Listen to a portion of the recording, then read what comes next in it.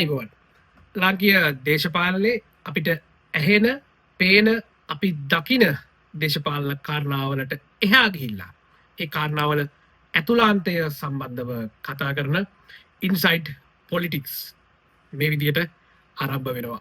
අද ඉඳලා අපි උත්සාහ කරනවා මේ නාලිකාව හරහා දේශපාලනේ ඇතුළාන්තයේ කතා ඔබත් එක්ක බෙදා හදා ගන්න කියලා.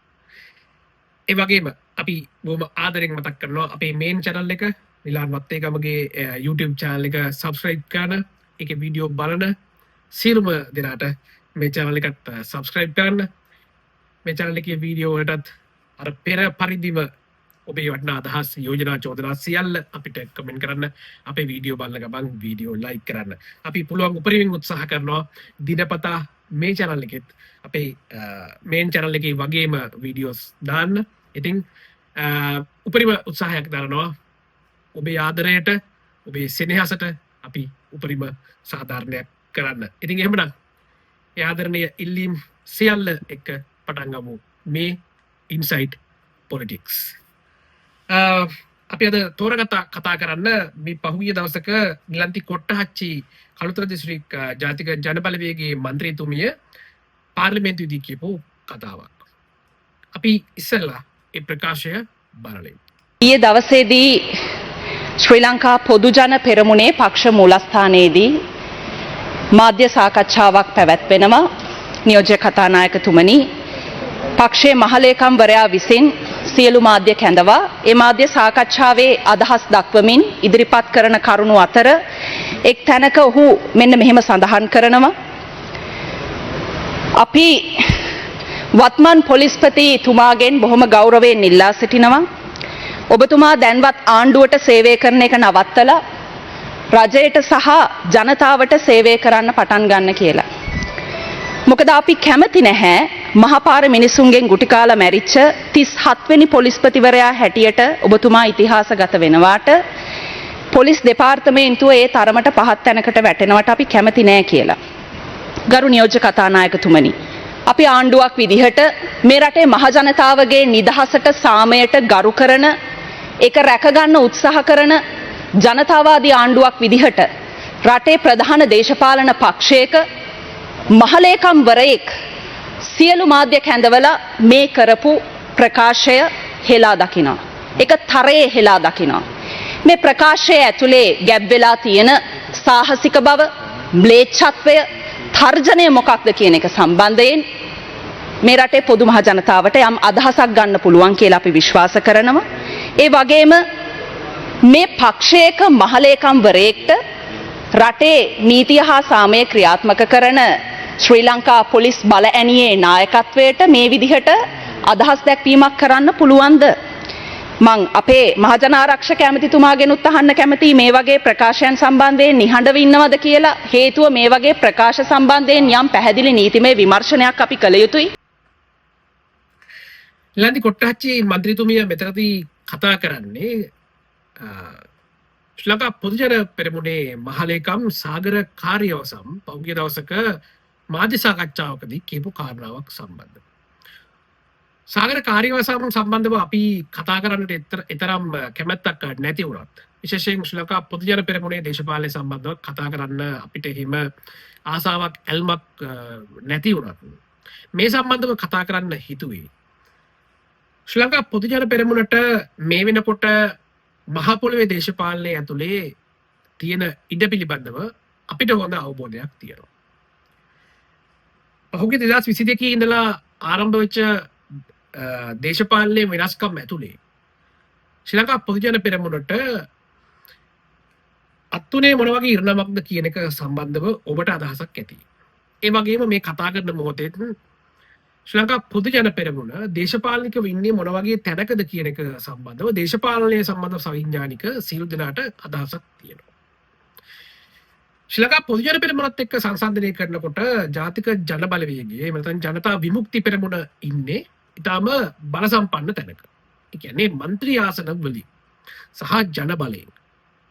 එතකොට එහෙම දේශපාලන ව්‍යාපාරයක්, එහෙම දේශපාලන පක්ෂයක් ශ්‍රී ලංකා පොදු ජන පෙරමුණේ මහලේකම්වරයා කරන ප්‍රකාශයක් සම්බන්ධව මේ තරමටම රිද්දගන්නේ, මෙතරම් ඌය වෙන්නේ ඇයි කියන එක සම්බන්ධව තමයි අපිට තියෙන ප්‍රශ්නය.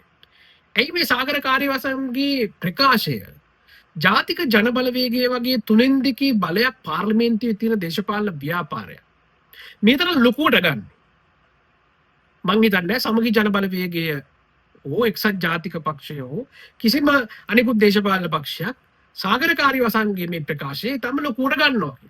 විශේෂයෙන් සමගි ජනබලවේගය ගත්තොත් එහෙම මේක සාගරකාරී වසන්ගේ ප්‍රකාශය සම්බන්ධව එහෙම ලොකු අවධානයක් ඕන් දුන්නේ නැහැ. මොකද සාගරකාරී වසම් මේ පහුගිය කාලය පුරාවටම ගත්තට පස්සේ ඌ විවිධ ප්‍රකාශ විවිධ අවස්ථාවල කරනවා. හරි. ඒ ප්‍රකාශවල තියෙන බර, ඒ ප්‍රකාශවල තියෙන ප්‍රායෝගිකත්වය, ඒ ප්‍රකාශවල තියෙන හරයන් මේ සියල්ල ගැන කල්පනා කරද්දී දේශපාලනයේ ඇතුලේ යම්කිසි අත්දැකීම් ප්‍රමාණයක් එක්ක මේ දේශපාලන ගමන යන ඕනම කෙනෙක්ට තේරෙනවා සාගරකාරී වසම්ගේ ඒ ප්‍රකාශවලට කාලය වැය කරන්න ඕනද නැද්ද? එහෙම නැත්නම් ඒ සාගරකාරී වසම්ගේ ප්‍රකාශවලට ලොකු අවධානයක් දෙන්න ඕනද නැද්ද කියන එක. හැබැයි අවාසනාවකට අති දැවැන්ත බලයක් එක්ක ඉන්න ජාතික ජනබලවේගයට බැරි වෙලා තියෙනවා ඒ අවබෝධය ලබා ගන්න. කොටින්ම ඒ දේශපාලන විඥාණය ජාතික ජනබලවේගයට නැහැ. ඒක නිසාම තමයි කොට්ටහච්චිලා වගේ മന്ത്രിලා මේ සාගරකාරී වසම්ගේ ප්‍රකාශය මහා ලොකුවට අරගෙන ලොකු දේශපාලන කතාවක් හදාගන්න හදන්නේ. දැන් අපි යමු. ඇයි මේ කොට්ටහච්චි මේ සම්බන්ධව ලොකුවට කතා කරන්නේ? කොට්ටහච්චිලාගේ ඉතිහාසය, කොට්ටහච්චිලා නියෝජනය කරන දේශපාලන ව්‍යාපාරයේ ඉතිහාසය කළු ඉතිහාසයක් ඒගොල්ලන්ට තියෙනවා. කොට්ටහච්චිලා මේ විලාප තියන්නේ ඒගොල්ලන් බයකින් ඉන්නවා. ඉතිහාසයේ ඒගොල්ලෝ කරපු දේවල්, අතීතයේ කරපු පව් වර්තමානයේ හෝ අනාගතේ ඒගොල්ලන් පස්සෙන් ඇවිල්ලා ඒගොල්ලන්ව වට කරගනී කිය. ඒකයි මේ කෑ ගහන්නේ, වෙන මොකක්වත් නෙමෙයි. එහෙම නොවෙන්න ඉලක්ක කොට්ටහච්චි නියෝජනය කරන දේශපාලන ව්‍යාපාරයේ ඉතිහාසයේ පුරාවටම ශිෂ්ටත්වයට, සදාචාරයට, මානුෂ්‍යත්වයට ගරු කරමින් දේශපාලනය කරලා තියෙන දේශපාලන ව්‍යාපාරයක් නම් ඉලන්දි කොට්ටහච්චිලා මේ ප්‍රකාශ ගැන මෙච්චර තැවෙන්න ඕනේ නැහැ. අපිට ඇත්තටම සාගරකාරී වසම් කියපු කතාව එච්චර ලොකු නෑ. එහෙනම් මොකද සාගරකාරී වසම් වලට ඒක කරගන්න බෑ. සාගරකාරී වසම් වලට එහෙම කරගන්න පුළුවන් බලයක් අපි හිතන්නේ අනාගතයේ හෝ ලැබෙයි කියලා. සහ සාගරකාරී වසම් වල කියන දේවල් ප්‍රායෝගිකව මහ පොළොවේ කරන්න බැරි බව අපි දන්නවා. හැබැයි ඉතිහාසයේ ඒ හා සමාන දේවල් කරපු ජනතා විමුක්ති පෙරමුණ හා ජාතික ජනබලවේගයට අර හිත ඇතුලේ දෝංකාර දෙනවා, හොල්මන් කරනවා. අපිට මෙහෙම දෙයක් වෙයිද අනාගතේ අපි අතීතයේ දේවල් කරන්නේ. ප්‍රේමකීර්ති අතුකෝරලා කියන පාර්ලිමේන්තු මන්ත්‍රීවරයාට මහපාරදී පහර දීලා ඝාතනය කරේ ඔය අරගල සමයේ ජනතා විමුක්ති පෙරමුණේ පෙරටුගාමී පක්ෂයේම ආශිර්වාද ලැබුණු පිරිස්. හරිද? ඒ අය වෙන පක්ෂවල නෙමෙයිනේ. ඒගොල්ලෝ සමගි ජනබලවේගයවත් ඒගොල්ලෝ එජාපේවත් වෙන ශ්‍රී ලංකා නිදහස් පක්ෂයවත් නෙමෙයි. ජනතා විමුක්ති පෙරමුණ රහ ඒ අවශේෂ පක්ෂවලට සම්බන්ධ එවැනි ආකල්ප තියෙන මිනිස්සු. ඒතර එහෙම පක්ෂයක മന്ത്രിවරයෙක් ඇවිල්ලා දැන් කියනවා පොලිස්පතිවරයාට පාරේ ගහලා මරලා දාන කතා මේ සාගරකාරී වසම් කියනවා කියන. මේ විහිළුවක්. අනිත් පැත්තෙන් ඉතිහාසයේ ගත්තොත් එහෙම ආරක්ෂක අංශවල හමුදාවේ සමාජිකෙක් වෙලා පවුලේ කවුරුහරි ඉන්නවනම් ඔහුට හෝ ඇයට ඒ රස්සාවෙන් ඉවත් වෙන්න කියලා නියෝග කරලා අණ කරලා ඒ අණ පිළිපැද්දේ නැහැ කියලා පවුල් පිටින් ඝාතනය කරපු ඉතිහාසයක් තිබුණ දේශපාලන ව්‍යාපාරයක තමයි කොට්ටහච්චි. එහෙම අයින් වෙන්න කියලා අයින් වුන් නැති හමුදා සමාජිකයෝ පොලිස් නිලධාරීන් නිවාඩු හම්බෙලා ගෙදර එනකොට අල්ලගෙන ඇවිල්ලා දෙමව්පියෝ ඉස්සරහා වෙඩි තියලා ඝාතනය කරපු.